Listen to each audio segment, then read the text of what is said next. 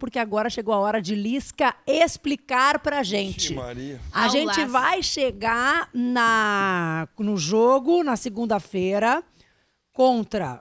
Eu já ia dizer contra o Haiti, olha, eu tô bem louca. No jogo contra o Japão, sabendo absolutamente tudo desse time brasileiro e principalmente dos japoneses que vem aí. Se o Ryan não viu o vídeo ainda do Ancelotti, é bom que ele assista a explicação do Lisca. Bora, Ryan. Pronto, bora, Ryan, tamo junto. Ele que tá com a gente agora na audiência. Beijo, Ryan. Mas assim, o Ryan, falando assim, né, de circunstâncias que a gente está acostumado ali, né, Alice? O vídeo geralmente vai amanhã.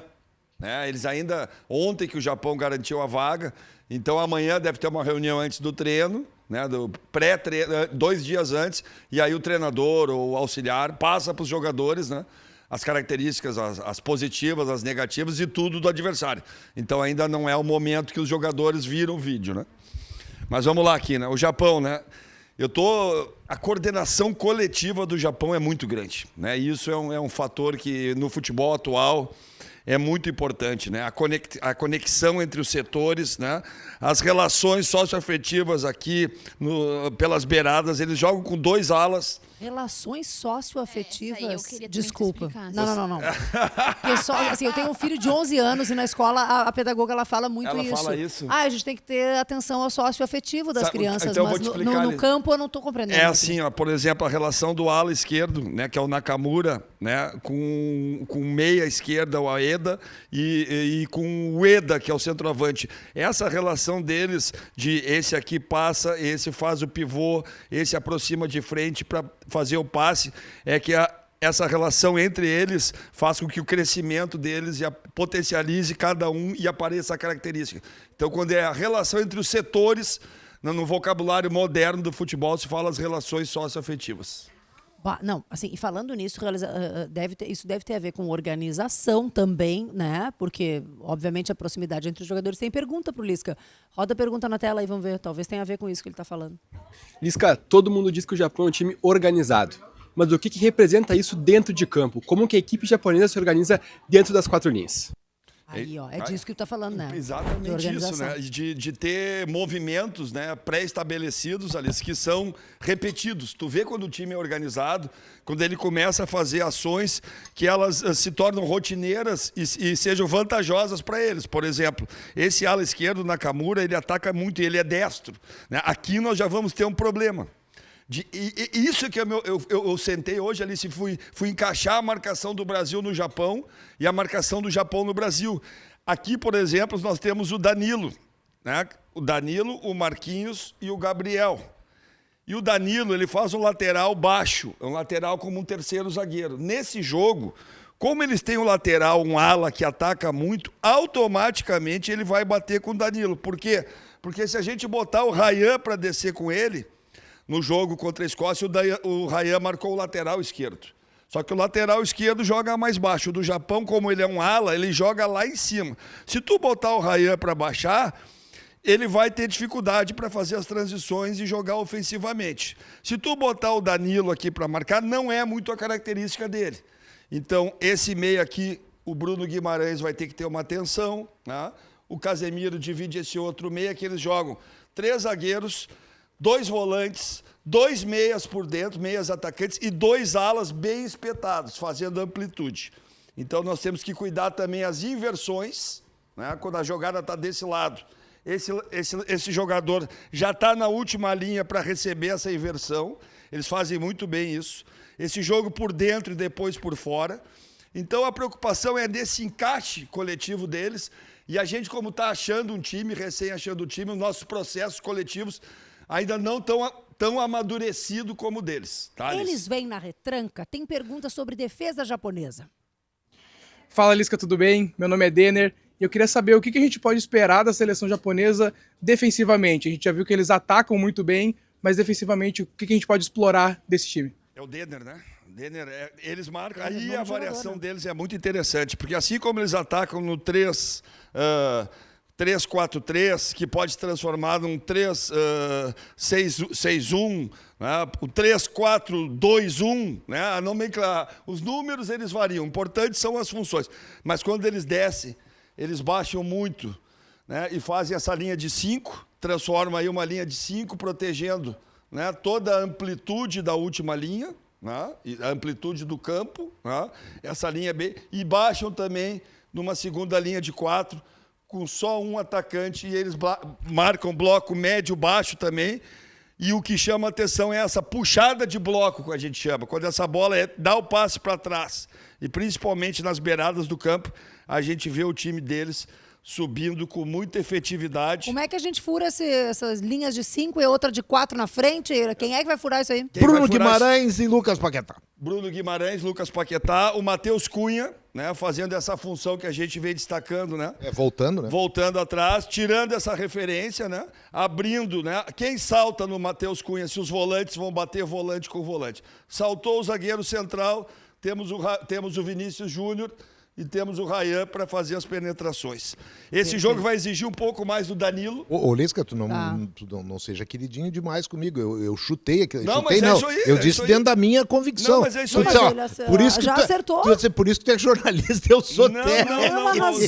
Zé, o Paquetá e o Bruno, eles têm um papel importante, porque os volantes também, eles têm Pergunta pro Lisca. a possibilidade de empurrar Rodrigo. esses volantes lá pro campo do E Japão. tem um O outro Rodrigo tá cara, chamando lá com para pergunta. terminar as minhas sugestões não, e da defesa, o cara que eu mais acredito que possa dar uma ajuda até surpresa, assim, é Gabriel Magalhães. É o Gabriel. Mais do que o Marquinhos. Eles vão dividir praticamente o Eda, né? E essa marcação aqui que é chata, sabe, Zé? Porque o Douglas fecha, só que tem esse ala lá do lado oposto. Ó. Então, geralmente, o que o lateral faz?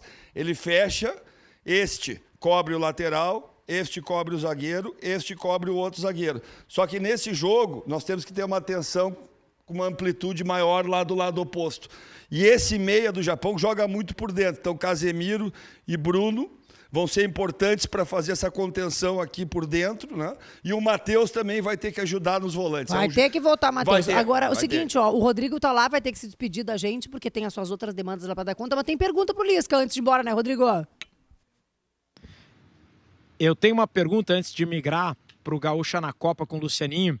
Pelo seguinte, Liz, que eu fiz um estudo do Japão antes na Copa que apontava o Japão como a grande sensação do ciclo. O time talvez que mais evoluiu entre todos do Mundial nos últimos 4 anos. Quando eu fiz esse estudo, o Japão tinha o Kaoru Mitoma, jogador do Brighton da Inglaterra, meia, ponta, ala esquerdo, e o Wataru Endo, volante do Liverpool. Esses 2 jogadores estão lesionados. O Kaoru Mitoma se lesionou antes da convocação. O Wataru Endo foi convocado e se machucou depois da convocação, foi cortado. O quanto essas ausências enfraquecem? Porque, pelo menos pelo que eu pesquisei, os 2 protagonistas do Japão caíram fora. Se o Brasil perde 2 protagonistas, vamos lá, Vini Júnior e Rafinha, o time enfraquece muito. O Japão, que está num patamar inferior ao Brasil, perdendo 2 protagonistas, não se enfraquece mais ainda? Tô tentando ver um lado positivo para me motivar mais, viu, Lisca? Tá bom, Rodrigo. Não, tu tem razão, Boa. né, cara? São 2 jogadores super importantes, mas eu vou te dizer que o Japão, a força coletiva e essa coordenação, elas compensam a individualidade. Eles não têm essa diferenciação tanto de poder decisivo, como tu citasse aí o Vini Júnior, né? O próprio Matheus Cunha hoje, o próprio Ryan, né? São jogadores mais decisivos e a gente não baseia o jogo tanto na nossa estrutura tática estratégica, vamos dizer assim, né? E eles perderam o Cubo também, né? Que pode voltar para esse jogo. E aí é uma nova estratégia deles, porque eles jogariam com meia canhoto pelo lado direito e um ala direito canhoto. Isso eles fizeram, porque eles passam, né, o meia atacante para a ala e botam o Cubo, né? E isso também faz que tenha 2 jogadores canhotos no lado esquerdo da nossa defesa. E os defensores não estão muito acostumados, Zé. Quando tu pega 2 canhotos nesse setor, nesse corredor, né? E eles conseguiram compensar, Rodrigo. Como eles tiveram essa notícia antes, eles botaram o Kamada, né, que é o volante, e o Tanaka, são 2 volantes, e eles revezam com o Sion. Num jogo jogou uma dupla de volantes, Sion e Tamaka, na outra Sion e Kamada, e na terceira Kamada e Tamaka. Então eles revezaram também essa dupla de volantes, oxigenando o time e dando ênfase nessa parte coletiva, né, Rodrigo? Pedro Ernesto vai se divertir. Kamada e Tamaka já acabou Kamada e tudo. Tamaka. Eu aqui já não sei mais do que nós estamos falando. Lisca, aulas mais uma vez. Muito obrigada, Lisca. Explica. Eu posso explicou fazer uma tudo. pergunta ainda? Claro, amiga, pelo amor de Deus, manda.